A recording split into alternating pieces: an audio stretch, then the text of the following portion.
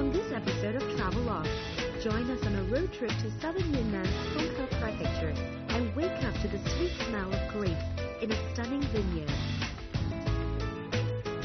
Get your spirits renewed at the Golden Buddha and soak up blessings of light. Join in the dance as the fascinating mix of ethnic minorities color our journey and wrap up our 6-part series.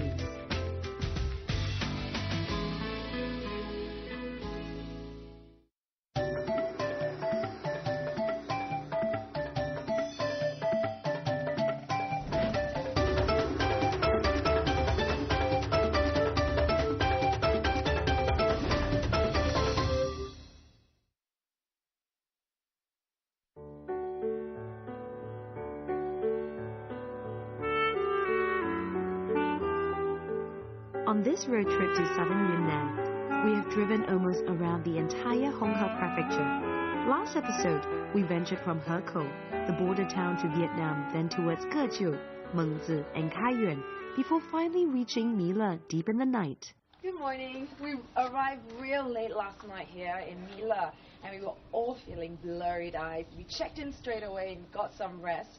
We couldn't see anything because it was too dark, but this morning, this is what greets us. It's a bit of a dream for me because I've never stayed in a vineyard before, so I'm really looking forward to this morning's chateau tour. Mention red wine and places like Bordeaux in France would come to mind. However, the 10,000 acres of vineyard here in Mile is the largest growing and processing base in southern China, and they might change perception soon. Though still a seemingly unexpected sight in China, locals are swirling their glasses and savoring its culture.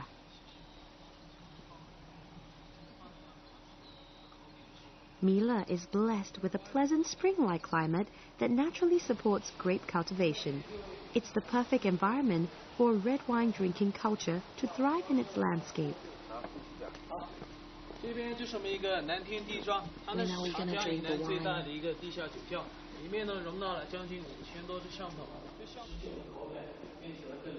This cellar looks like a medieval relic and has a distinct wooden fruity smell. Something tells me that good wine is just round the corner. It's well worth to come in here and have a look at how wine production is made. I mean, most times you just gulp it down, but it's 10 kwai only to see all this and just to see the storage of wine, the fermentation, everything. Although it looks a bit like a dungeon in here.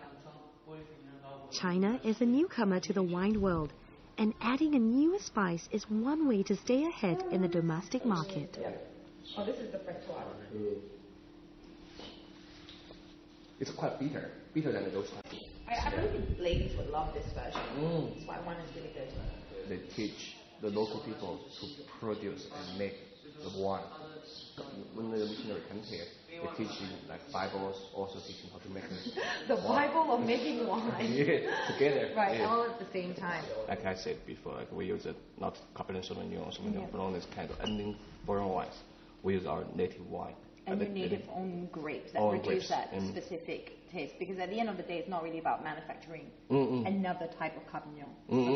You couldn't do it better than the French. Of course. Right. But you could do your own. Own thing. Right. Be unique. From the lower alcohol level to the strongest alcohol level. Alright, so we first get happy and then we get totally messed up. Yeah. It's like that, yeah. Very nice. I like that concept. So we start from the left and then we work our way up. Okay. And how many percentage of alcohol? This is 60%. What is that? What is this? Baijiu is the preferred drink of choice in China. It literally means white liquor, and it's made out of wheat, barley, and other grains. This company made a red wine version of baijiu with the same alcoholic content of 60%. Now that will knock your socks right off. Vines were brought over by the French missionaries some 200 years ago, and this is one of the few vineyards that support the tourism industry. Located on the Kunming-Hekou Highway, 14 kilometers from the seat of Mile County, you can book the location for a private event and spend romantic nights on the vineyard. When French missionaries came here over 200 years ago, they not only introduced religion, but also their love for wine cultivation. And it doesn't take a genius to figure this out. A church and a chateau and a vineyard equals an enviable wedding for any bridezilla. And it's not like I'm getting hitched anytime, but it's a tip for you lovebirds out there. The vineyard is only a short 15-minute drive to the next attraction, the Golden Buddha. This massive Golden Buddha is hard to miss. It stands proudly at almost 20 meters tall. The name of this Buddha, Maitreya in Sanskrit, is Mila in Chinese. Obviously, Mila County has warmly embraced this statue as a sign of good fortune for its own namesake. All right. Pretty much it. How do you find Mila then? I like it. I like it a lot. I like China. What do you like about it? The people. The people are really good. Really kind. The place is fun. It's interesting. Something new.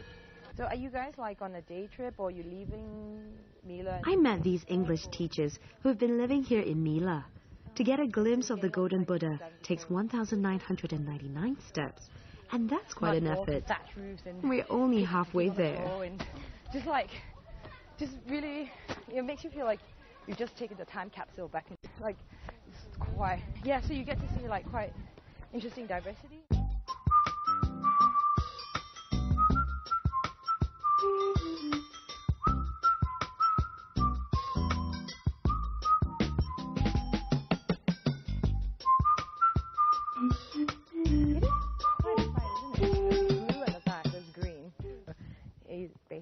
It's in Sanskrit, it's called Maitreya, and it's been translated to Mila in Chinese, and that's why it's the exact same name for this county. The sheer size of this Buddha has attracted both believers and non-believers to admire the golden glow. Mila is seen as an ideal place to live, where climate and culture respectfully bow to each other. The weather's fantastic. We're in the middle of winter right now. Yeah, it's coming up Christmas. Yeah. It's like this. All of us are in short sleeves. The people are just fantastic. The kids, I think the kids are just tremendous. They're so enthusiastic every hour of every day. And the respect as well everyone has for each other, and the respect for elders, that's gone completely in Britain. So you notice it? Kind of like filioque. Just like most of Yunnan province, Mila County has a rich history of ethnic minority groups living side by side one another. 23 groups live here, including the Han, Zhuang, Miao, Hui, and the largest, which is the Yi ethnic minority. We are on our way to Keyi village to visit a sub-branch of the Yi called Asi. Located about 21 kilometers from Mila town, it takes only 30 minutes from the Golden Buddha statue. Tucked away in Sisan Township, Keyi village has become a tourist hotspot, and it's well prepared to handle the inflow of visitors.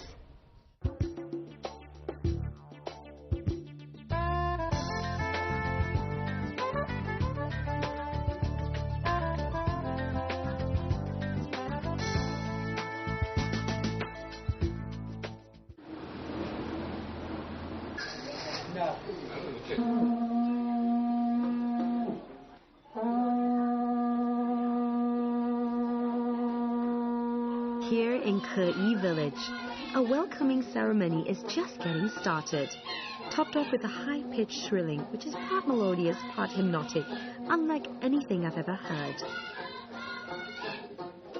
Part of the procession includes walking over a small bush of fire.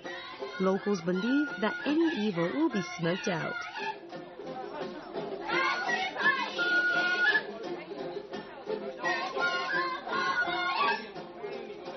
For a humble 90 RMB, you get a bus ride, dinner, entertainment, and a village tour. That's definitely a bargain for culture vouchers. What makes this place so special? Asi Village's claim to fame is the origins of a folk dance called Asi People Dancing with the Moon. The choreography was thumped out of its brown earth.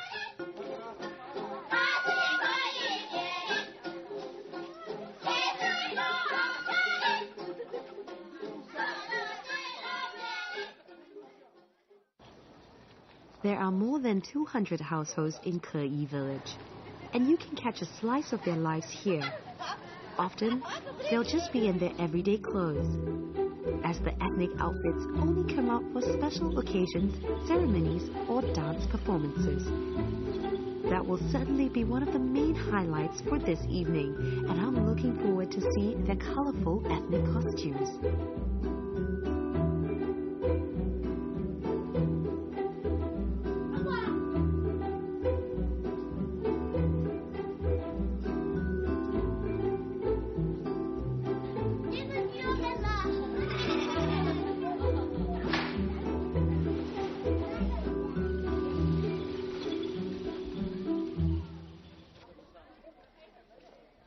While this village is known for one folk dance, it's now invigorating its culture by displaying its ethnic customs, culture, and musical instruments in a designated exhibition hall.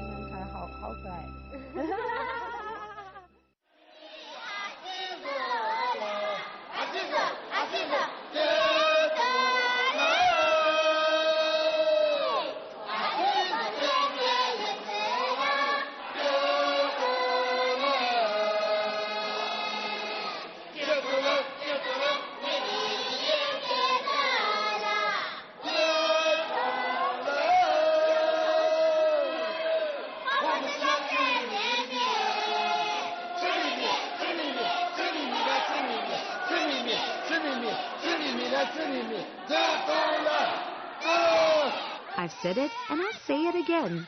It's a downright bargain to get transportation, a day tour, dinner, and entertainment for just 90 RMB. That rounds up to about $14 US. It naturally comes as little surprise that more and more visitors are flocking here for the cultural fest and yummy food. When we sit for a meal, it's almost inevitable that you will hear a song before their version of a spirited cheers, followed by the clanking of glass. This is how the fellowship starts in this part of the world, and in some strange way, not too different from what I'm already used to. There is a hospitality that warms my stomach with the baijiu. In fact, our whole crew had to shut down the alcohol as a sign of respect. Even our driver, Mr. Zhang, pretended to drink up, as this was not the occasion to say no.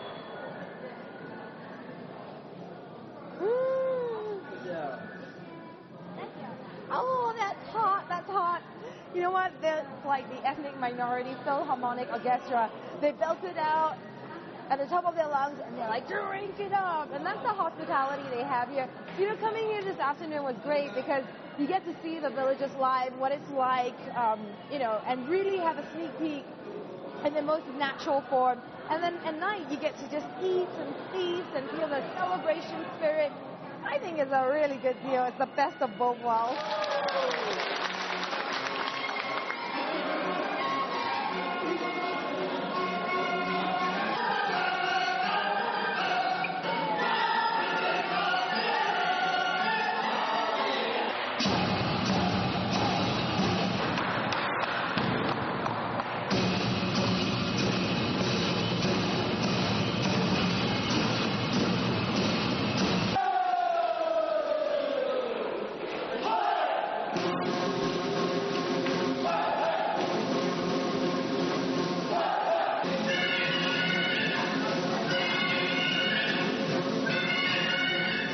My journey has taken me to far-flung places in Honghe Prefecture. With almost 10 groups of ethnic minorities living here, I feel privileged to meet the few.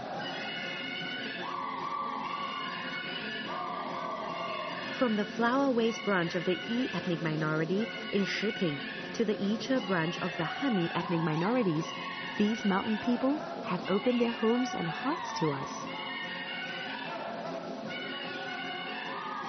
This enigmatic province houses 25 ethnic minorities. That's almost half of this country's total. What's part of cultural identity and of many of these groups is communicating through song and dance. And nothing beats a first-hand experience in this hilly setting. For me, a camera can hardly capture the essence. It's something you must experience.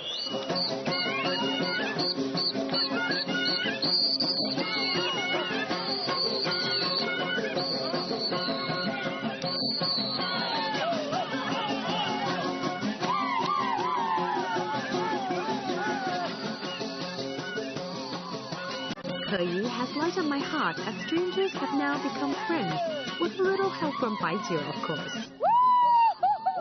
And we're running for our lives! We need to run this massive bonfire!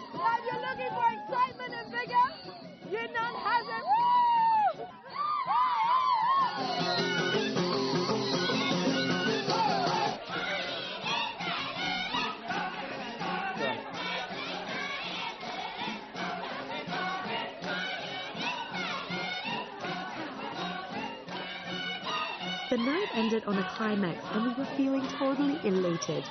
But the dance left us exhausted and it was time to head back.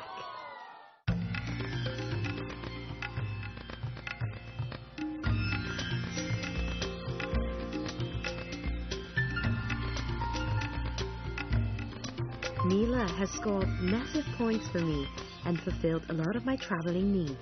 From the romantic vineyards and the spiritual golden Buddha to a cultural experience at Keyi village. It seems to have it all and more.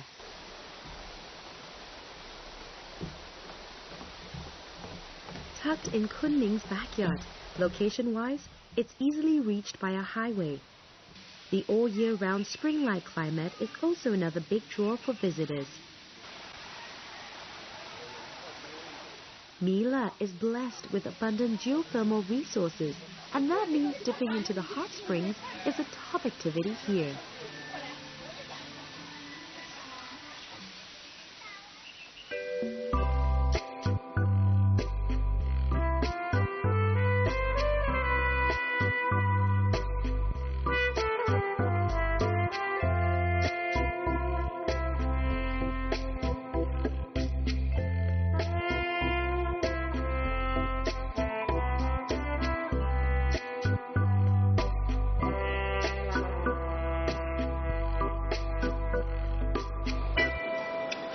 I stayed here last night in Huchuan Hotel and we're having brekkie now. It's a definite upgrade, this place, from the rest of the accommodation I've had in Honghe Prefecture. I mean, you can get good 4-star, comfortable lodging, but this has an unbeatable resort-like feel to it. And really, it's packed full of good facilities for the children as well, and it's a top dog on my list. Well, since we're fast approaching the end of my trip, I thought, you know what? I could splurge a little bit. So our next stop would be Lucy after breakfast.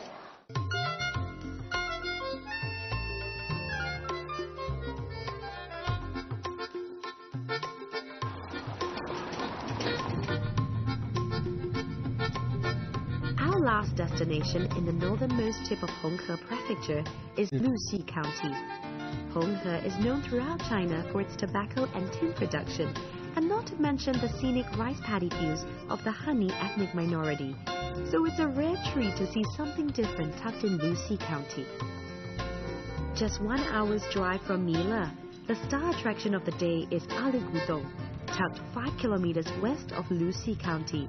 This ancient limestone formation has carved its own reputation. We're here in Luxi, and this is our last stop here in Honghe.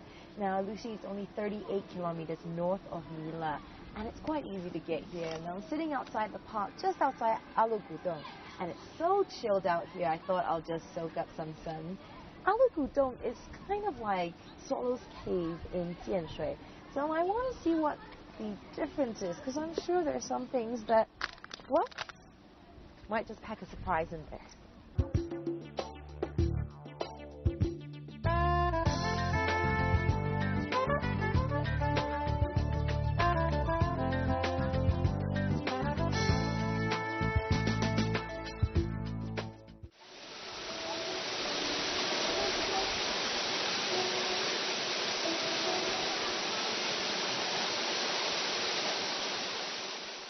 It costs 80 RMB to tour the massive cave, which has 3 inner caves and an underground river.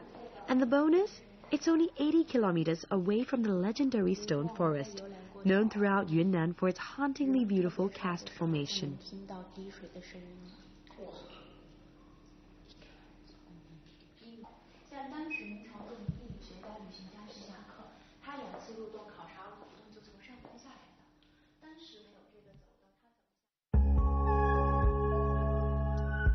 The locals here really know how to enhance nature's gifts.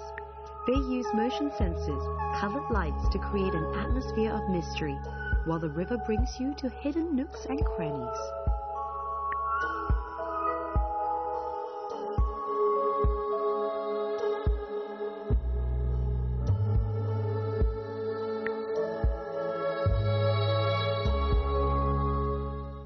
So it seems like we're going through every little nook and cranny and labyrinth inside this cave. And what's beautiful about this is that the reverb here is It's one of a kind. It makes me want to go like this.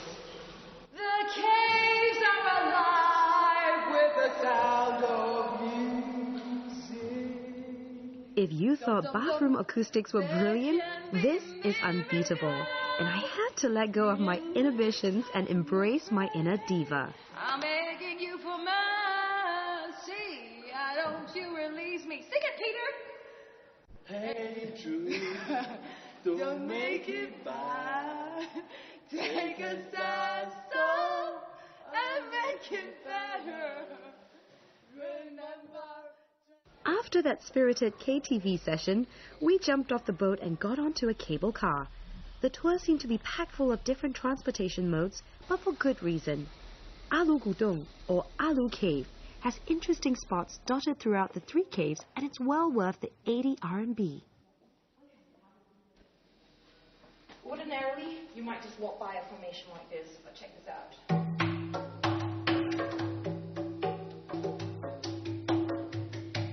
I'm making music with Mother Nature.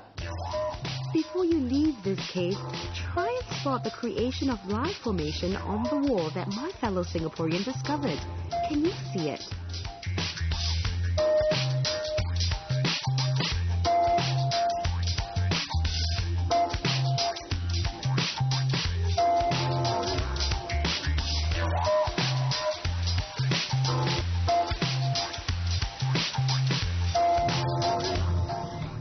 The cave in Lucy is breathtakingly beautiful, and what's even better for travelers is that it's located close to Kunming on the northernmost tip of Honghe Prefecture.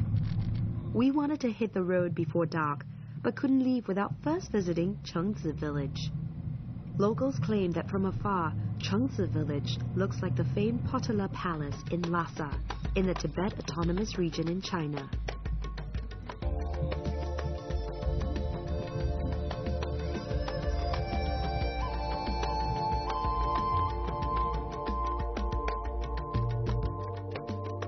Here, houses are stacked on top of one another, and you literally have to walk on your neighbor's roof to get to your front door. This village is the last stop on our road trip in Honghe Prefecture, and so it meant just that extra more.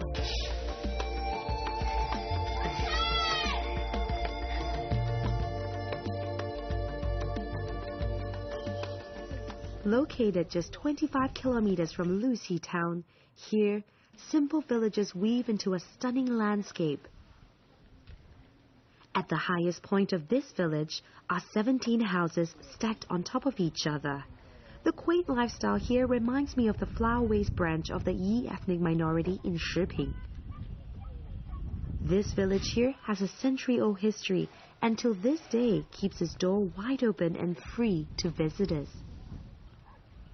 It's been like the blink of an eye. But our road trip around Honghe Prefecture has clocked at 20 days and almost 3,000 kilometers. Southern Yunnan is tucked between majestic mountains, rolling with honey rice paddy fields and lush green forests. And some of the most fascinating ethnic minorities whom we've met live in far-flung corners of these highlands. Their natural sense of wonder and their harmony with the nature, landscape and climate is the best and most authentic souvenir you can pick up here in Honghe.